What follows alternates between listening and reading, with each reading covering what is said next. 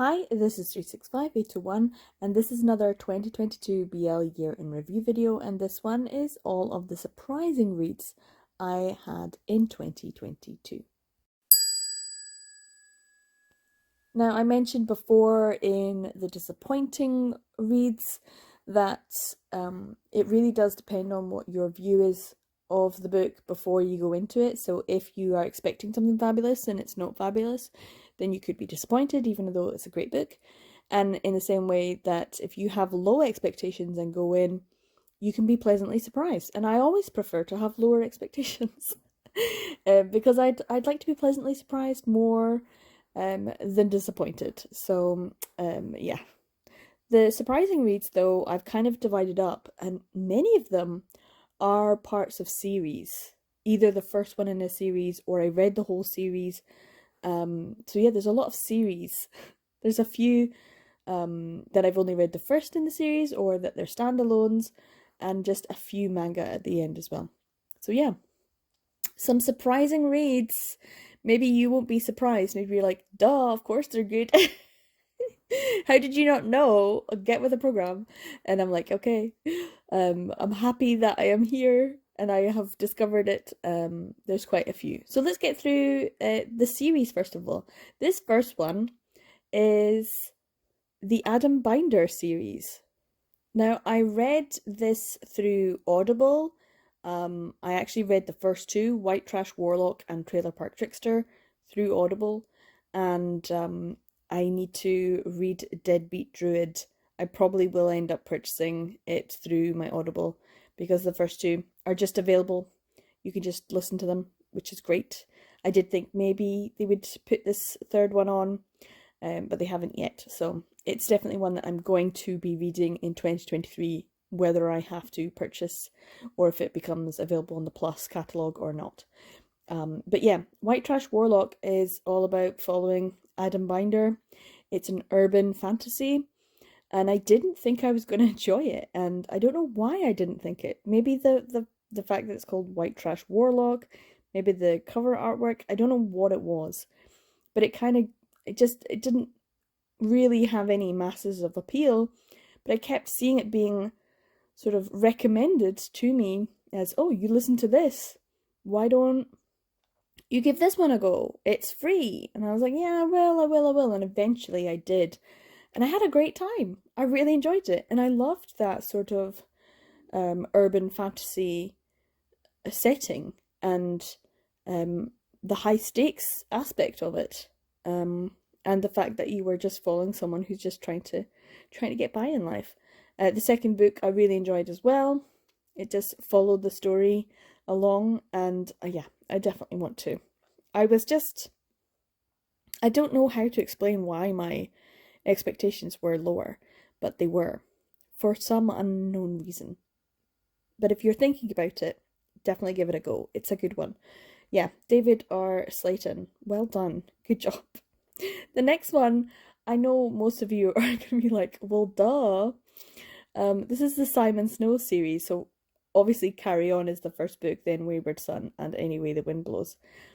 I had seen this kind of popping up as something that I might want to purchase on Amazon for a few years now, depending on what I was buying, and it would be on one of the little scrolly boards things.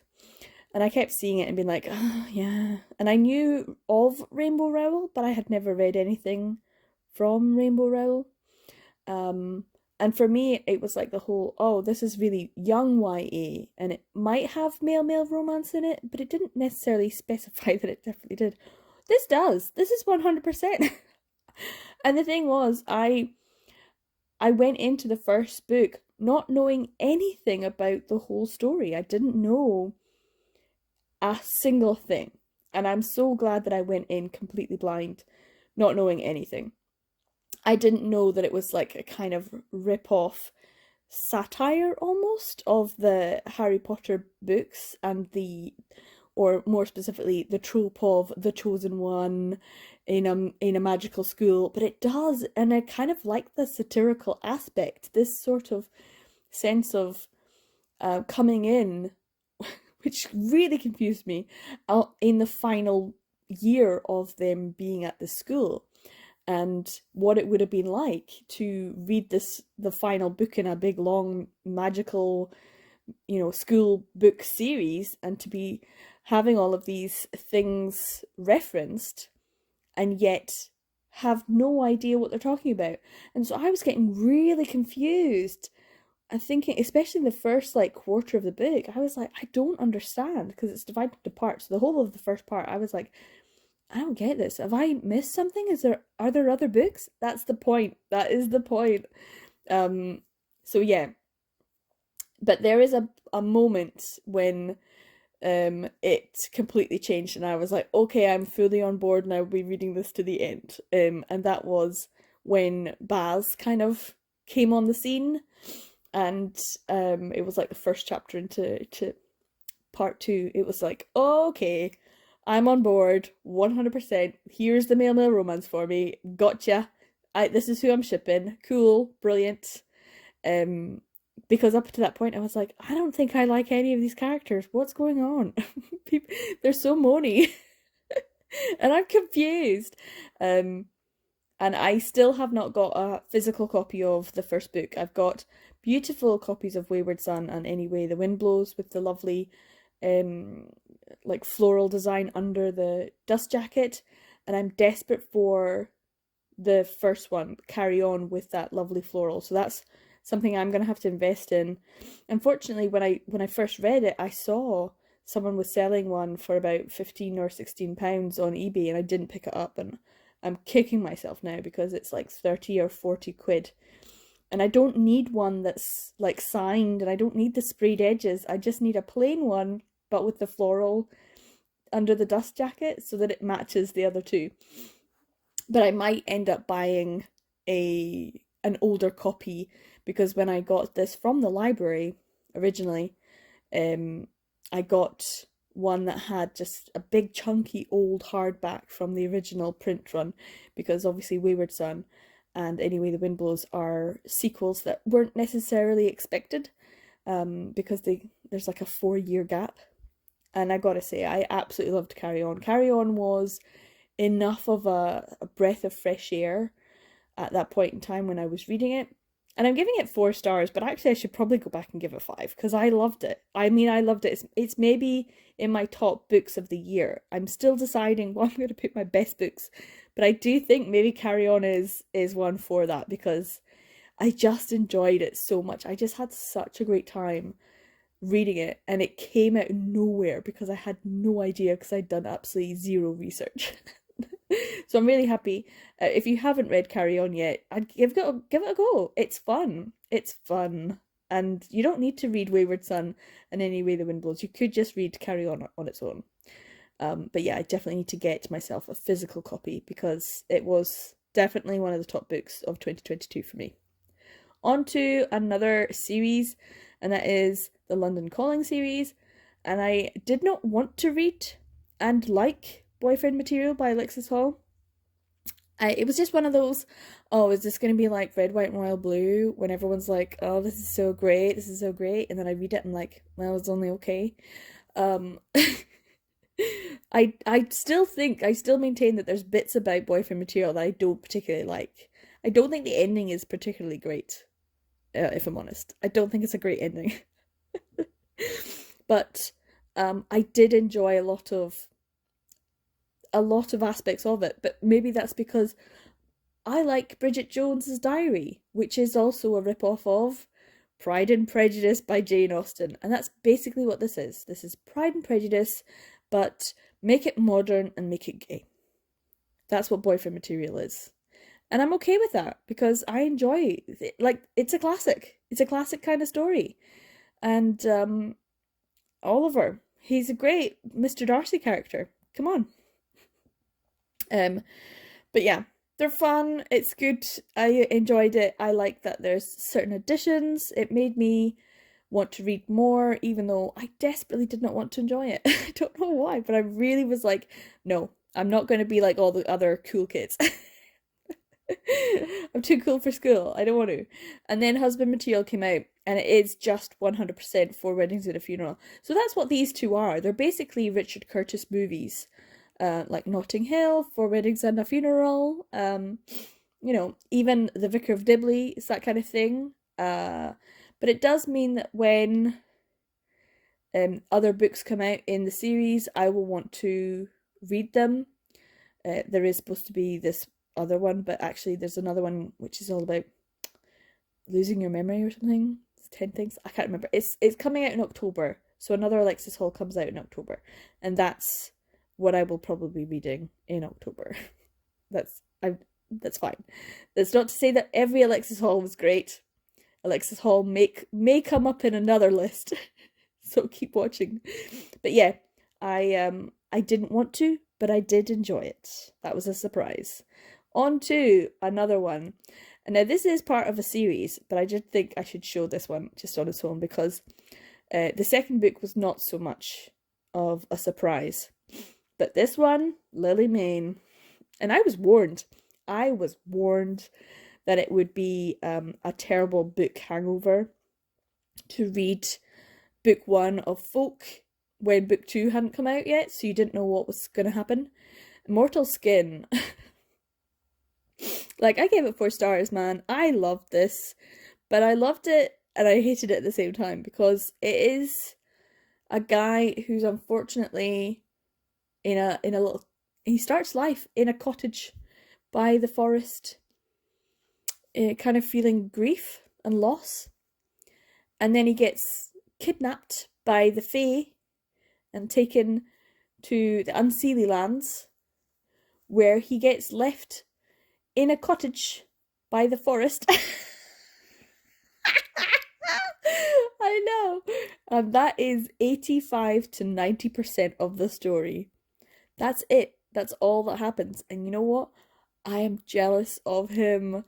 I would have just, I mean, your own cottage and you're growing herbs and you're doing a bit of herbology and you're having lovely baths by the fire and using mushroom leather and stuff, very vegan friendly, and just eating well and reading books.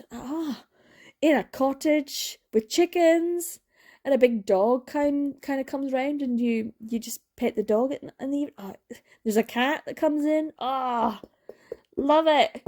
Love it. It just was such a great book. And then right at the end, the plot happens. Like the plot for 85% is just a guy gets taken to the Unseelie Lands and lives in a cottage. And I'm like, oh, it's like cozy fantasy. This is just the cozy fantasy. And then the plot happens at the end and it leaves you like, what? So you had to wait until the second book came out. I'm not sure that Lily Mayne is 100% for me because I think a lot of her stories are almost like streams of consciousness and the plot is hard to distinguish, and it doesn't follow the same traditional story beats that you would expect. That's not a bad thing. It's just interesting and different, and so I think I'm gonna have to read a lot more Lily Mayne. I know everyone is absolutely enamored with the Monstrous series, but Folk is where it's at for me. That was a big shocker of an ending, and left me just going, and I wasn't expecting it to be as bad, even though someone had said this is the worst book hangover I've ever had, and I was like, okay, yeah. So that was a surprise, not a great one, but this is all for the game, and this is the obviously Nora Sakovic, the Foxhole Court, the Raven King, and the King's Men. Now I'm picking this as a surprise because once again I went in without any kind of real understanding of what this series was about. I kind of have this habit of doing this. Like some books I go in like, woohoo, I'm so excited, and some books I'm like, I don't know what this is about. And this one I hated and loved. I hated and loved. I hated the reading experience, but I love the characters. And I think that's what I've discovered about it. Like, I love the characters. They're stupid, and there's no way I would do half the things that they do. But at the same time, I do love them, and I just, it was just brain rot for like a week after reading this series. Absolute brain rot. And I went to the Tumblr and just read all of the Tumblr stuff. I have no idea why she hasn't collated them into a book form and just printed them so that everyone can have all the extras. Makes no sense. She's losing money. She should be doing this. Because everyone would buy it. Everyone would buy it so they could have the extra one on their shelves, just like these ones. Yeah. I'm not sure why. But yeah. This was a surprise because I had no idea that it was going to be as violent and anxiety inducing and rage inducing. Oh my god, the rage in me reading this. So yeah, I'm not a fan of trauma porn, and I'm not a fan of mindless violence and aggression. I'm not a fan of sexual assault. So yeah, check all the trigger and content warnings, which I did not. So that's maybe why it was a surprise. Yeah. Can I say that I love this series and hate this series in equal measure? I'm gonna have to. But yeah. Wow. All for the game. Definitely read some reviews before you go into it. Don't be like me. Do your homework first. Okay, on to another one. And it's another YA series that I didn't expect to like. I thought it was going to be silly and pretentious, and it is. This is What If It's Us and Here's to Us. It's by Becky Albertalli, but it's also by oh, his name has just completely escaped me. I'm gonna click on it because it'll tell me. It surely should, because it's written by, it's Adam Silvera. There we go. It's like on the cover. So yeah, this is one that came out back in 2018, and then you have the new one, Here's to Us, that came out later, and it was a big deal and everyone was really excited about it, but also at the same time they didn't want to read it because what if it changes the story? What if too many changes happen? But luckily me, I just got to read them back to back. And was it full of pretension? Yes. Was it silliness and fun? Yes. Am I just as mad at the lack of Hamilton tickets? Yes. Years later? Yes. So yeah, there's a few things like Harry Potter references that I could have done without. But I did enjoy it. I thought it was great. I liked listening to it as an audiobook form as well. That really helped. I think the narrators did an amazing job. I did not think I was going to enjoy it. This is another one that I'm like, oh, this is going to be pretentious and annoying, and I'm going to be like, ugh, it's too YA for me. I don't need to hear these teenage boys' internal monologues, but actually I loved it. I loved it. The first one I definitely felt like, oh, okay. And the way that it ended, I was like, so I would have given it, like I did, 3 stars. But when I then went to the second one straight away, I couldn't help it. I gave the second one 5 stars because it was like I had no time off. I went straight back into these characters' lives with the smallest of time skips. And I was so happy to be back with them. I was so happy. It was so weird. It was like, yeah, I'm only giving you a 3 star. But instantly I'm like, oh, it's you guys. I love you guys. How weird is that? So yeah, I gave the second one 5 stars, which is a surprise. But yeah, let's go on to another one, and that is why Hedge Witch's Lonely Hearts Club series by Amy Lane. I didn't know that I'd read Amy Lane before, but I think Amy Lane is she one of the ones that has done who is it? Will and Patrick Wake Up Married? I think. Maybe. Anyway, Amy Lane, I did not know, but I loved these books. I did not expect to love these books because they look so stupid. Shortbread and shadows, portals and puppy dogs, pentacles and pelting plants, heartbeats in a haunted house. I really did not expect to take to these stories as much as I did. They're very easy. I would say this is cozy fantasy as well. My god, have I been in my cozy fantasy era this whole time? Maybe I have. I'm going to talk about a couple more, and actually I think they might be kind of cozy fantasies too. Wow. Did not expect this. But yeah, so they're kind of like urban fantasy, but they're kind of cozier than Adam Binder, but in a similar sort of, they're more like suburban fantasy. That's what they are. They're not urban fantasy, they're suburban fantasy because they're in a cul-de-sac. My God, that's a perfect description. Suburban fantasy. Yes, this is suburban fantasy.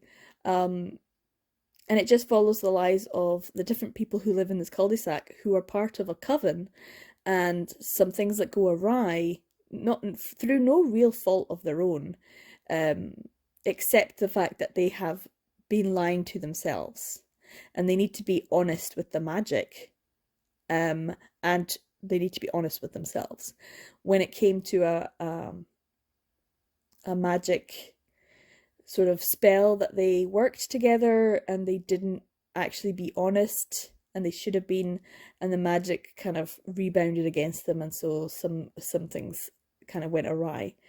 I highly recommend, if you need a little bit of cute, fun, sweet, lovely, easy peasy, cozy fantasy, I would 100% recommend this series, especially around, if you start reading Shortbread and Shadows in September, and then like maybe do one every 2 weeks, it kind of actually will go in the timeline. So I think it starts maybe in September and it runs to Heartbeats in a Haunted House, ends on like Halloween. So it's a few weeks of time is the time period that these 4 books cover. But oh my God, Heartbeats in a Haunted House, that was a surprise because it was really quite heartbreaking. Oh, so good. So yeah, this is a weird one. I highly recommend it. I didn't think I was going to like it, but I absolutely got sucked in. Weird. Okay, another one is another sort of fantasy one. This is Unnatural. I've only read this first volume, and I know that there's a lot more to this series. Part of the Wrong Alpha series. It's sort of like a sci-fi, but it feels very like it could just be like medieval fantasy too, because the planet thing didn't really make too much sense to me, because it could have just been like we traveled from this land to this land. So the whole sci-fi aspect didn't really have too much to play into it, for me anyway, at this point in this first volume. It really could have it did kind of feel just like very sort of medieval. Anyway, it's about 2 guys who are kind of forced to be married to each other, and they're both supposed to be alphas, and they're not supposed to actually be attracted to each other because it's wrong to be attracted to another alpha, and yet they kind of are. And so yeah, it was more fun and interesting than I thought it was going to be. It was just a surprise because I thought it was going to be shit. This is kind of a really bad thing, because I'm saying all of these I had low expectations for, and I was wrong because I had a good time reading them. Or these are all trash that I enjoy. So yeah, I don't want to say this is trash because I actually really enjoyed it. So there you go. And I would like to read the rest of the series. I did read it in an audible form. So yeah, I'll see if I can get the other ones in Audible as well. On to, this one. Yeah. The Understatement of the Year. This is a Serena Born one, so I really should have known better. But I hadn't read any Serena Born until this year, so, 2021. And, I just saw that it was a, sports male romance. Great. Like, I just read him as epic. I saw that this was free with my Audible subscription, and that's great. Another male romance. It's got some sports in it. Ice hockey, great. I'm gonna love this, haven't I? Sobbing, absolutely sobbing, uncontrollable. And if you get me to cry in it, it's pretty much, that's you 5 stars, like if I'm absolutely like inconsolable, woof, that's like almost like a 6 stars. And this is definitely up there for one of the best books I read this year as well, because it was just so heartbreaking, and I cried so many times. It's basically about 2 guys who end up kind of being on the same team again, reconnecting after being apart for a long time, and they weren't fully kind of reconciled to their sexualities when they were younger. And unfortunately, when they were in that experimental stage, they kind of got jumped, and one of them got beaten up really, really badly. The other one just kind of abandoned them. And so there's a lot of guilt and mistrust, as well as unaddressed sexual feelings. And so all of that heavy, heavy stuff, along with the pressures of being an ice hockey player, a new teammate, having to deal with toxic masculinity, and all of that. So yeah, this is, but it was so good. It was so good. I highly, highly recommend this one. And as it did say, the Ivy Years is a series, but this one is like the male romance book, and you can just read it as it is. I have not read any of the other ones because I'm not really that interested in MF so much. I don't feel like it makes me feel anything. I'm dead inside when it comes to MF. I'm dead inside. But yeah, this was one that I highly recommend. It was amazing. On to one that was a really big surprise, because I did enjoy this and I thought I was going to hate it. Mainly because it's very similar to About Last Night by Michaela Cole, that I mentioned in one of the other videos. This is Savage Rivals by Becca Steele. I haven't read any Becca Steele before. This is my first one. This is very similar in premise to About Last Night. Two young guys, soccer rivals. But that's kind of where the similarities end, because this is based in the UK, so they say football. They don't say soccer. And it's kind of like opposites, you know, the rich kid from the rich school and the poor kid from the poor school, and the football teams are rivals, but there's also an element of like town rivalry with gangs, a bit of violence, very much of one-upmanship and pranks and that kind of stuff that kids take too far. You know, like in the UK, I mean, I'm not going to say it's terrible, but if there's a bunch of kids on the street, I'm not going to try and walk through them if I can cross over and just walk on the other side of the road, because I just don't want to have to deal with that shit, because I'm a millennial. But yeah, so Savage Rivals was more violent than I expected, and there was an element of like almost Americanization of a British kind of situation. I wasn't too sure about the cars and stuff like that. That kind of felt like that was a wee bit too. Grease is the word. So there was definitely elements and shades of that. But I really enjoyed it, and the interactions between the two main characters, the two main male leads, was very sexy and hot. And I'm like, no, boys. But also, I guess they're older teenagers. It's gonna happen. That's what they're doing. But at the same time, I was like, ooh. It was fun with their building tension, and the tension of you know, violence and rivalry and all that kind of stuff. So yeah, I had a good time with it, and I was surprised because obviously About Last Night was a little bit of a letdown, but this one was good. And I have to say, if I look on the front cover, I'm like, this gorgeous person here is not British. No one British looks that good. On to another kind of fantasy. Someone mentioned in one of my videos in the comment section, and they recommended that I read some Megan Dare, and I thought I have quite a few of her titles that I got free on Amazon, digitally, but I listened to this one, and it's just the first one in the series. So once again, it's a series, and this is the first one, and it was really long. And it's quite old. Look at that. First published 2007. Like, wow. Anyway, it does make me want to read more Megan Dare. This is quite an epic fantasy.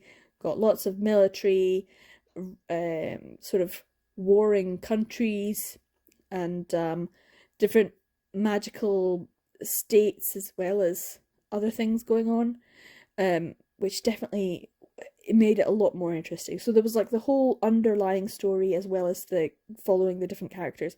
What I really enjoyed about it is that there's these three different countries, and you end up following different characters at different points in the story, and they all kind of end up converging at a certain point. And I know some people hate that, but I loved it.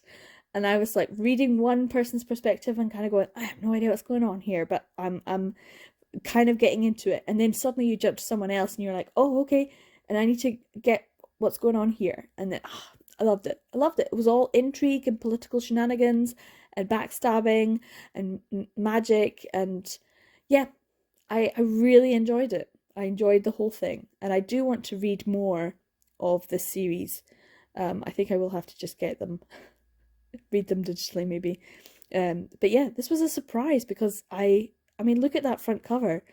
It's terrible artwork. I'm sorry, but that's terrible. It needs a new design. It needs a redesign. And sort of, I think Megan could maybe do that, you know. All these other authors are, you know, releasing multiple cover artwork for their stories. And then you get these ones who've printed them ages ago. And oh, I don't particularly like the artwork. It's interesting, but I don't think it made me think, oh, great, this is going to be a great story. And it was. I loved it. Anyway, on to some manga. Deflare the Boss. This was a surprise. Look at that artwork. Ugh, it's so not to my taste. And I only gave this 3 stars. But I thought I was going to be giving it like 1 or 2. So the surprise is it's not as bad as I thought. I don't like the artwork style. It's not to my taste, but it was fun. It's about a guy who is, yeah, he's 33 and he's still a virgin. So in Cherry Magic's style, he really should be a wizard. But it's just him, you know, wanting to find love, true love.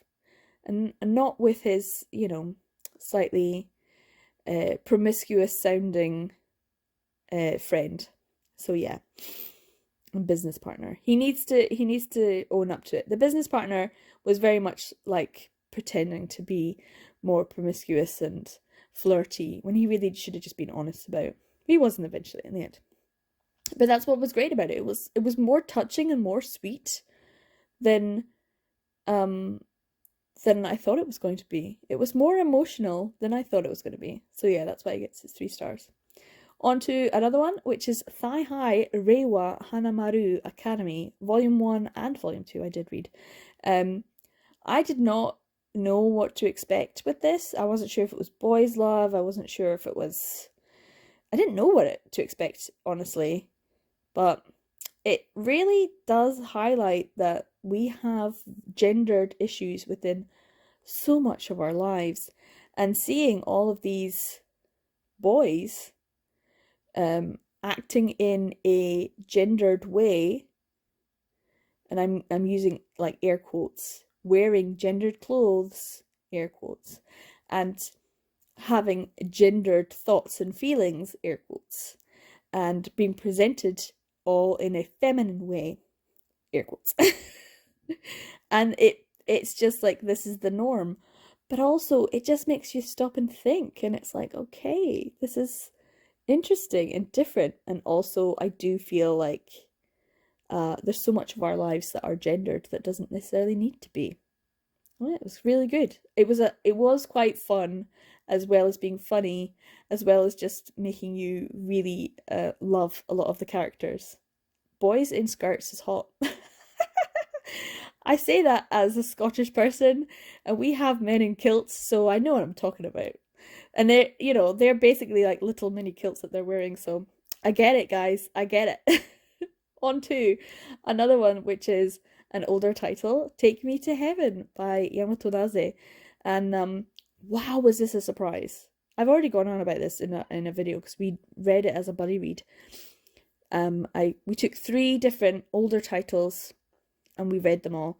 And Take Me to Heaven was my biggest surprise because I did not know that I was going to enjoy a Yamato Naze title, because she's just known for drawing little penises. That's what she's known for drawing. It's literally, that's what she's known for. She puts faces on them. They're called ochinchins. That's just what she does. But she also did this, and it's basically Holic, but before Holic was actually made. Which I'm like, wow. And also it was quite fun. So it had the BL romance 100% baked into it. I know Holic is romantic as well. Of course. Of course. But we never see Watanuki getting, well, actually we do see quite a lot. But yeah, Take Me to Heaven is 100% a BL. It's about someone who sees spirits, and then the guy who has the ability to get rid of the spirits. That's Holic, 100%. I would recommend this. It's a due title, so it's a wee bit more difficult to get hold of, but 100%. Give this one a go, and tell me it's not Holic. Anyway, on to the last one. This is Sweet Blood as a series. This is by Netcomics, Se-young Kim. So it's kind of Korean art style, gender bender, fantasy, romance. I definitely enjoyed a lot of the fantasy side of things this year. This one is much more different than my normal kind of style of ones that I would normally read, but because we managed to get all of them, me and Katie wanted to do the buddy read. It has 10 volumes plus 2 or 3 extra volumes with all of the extra stories, and I do recommend getting those extra stories as well because they were great. This was such a ride. It was like Game of Thrones level. It was an isekai. It was like vampire-y type things. It was a proper love triangle. There were dragons. There was weird magic stuff. Wow. It was great. It was epic. And you would think that it's 10 volumes, and it was epic. And I loved it. Loved it. So this is definitely in my top reads for 2022 as well. I'm not sure if it's going to make my final list, but it's definitely up there. So from this, you can take away Carry On by the Simon Snow one by Rainbow Rell, and Sweet Blood by Se-young Kim as being like, oh, these are the top reads for me. Absolutely loved them. But yeah, 100% recommend. And you can get them secondhand on eBay for really cheap. Unfortunately, not volume 7, which is what I had to pay practically full price for. But I've got them all now. I've read them, and I would highly recommend them. So that's all my surprising reads. I still have the worst reads to do and the best reads to do. So stay tuned for them, i.e. subscribe, ring the notification bell, like, share, all those good things. I hope you enjoyed this. I would love to know your opinion on some of these titles as well, because I love them, especially the ones I haven't finished yet. There's quite a few I haven't finished yet, so they're still kind of ongoing. I wonder if I'll still have the same opinion on them when I've read a few more of the volumes. So we'll see. Yeah, so I hope you enjoyed this. Take care, guys. I'm 365-801. I make videos about BL manga, yaoi, male romance, and all that good stuff. I'll see you in the next video. Bye!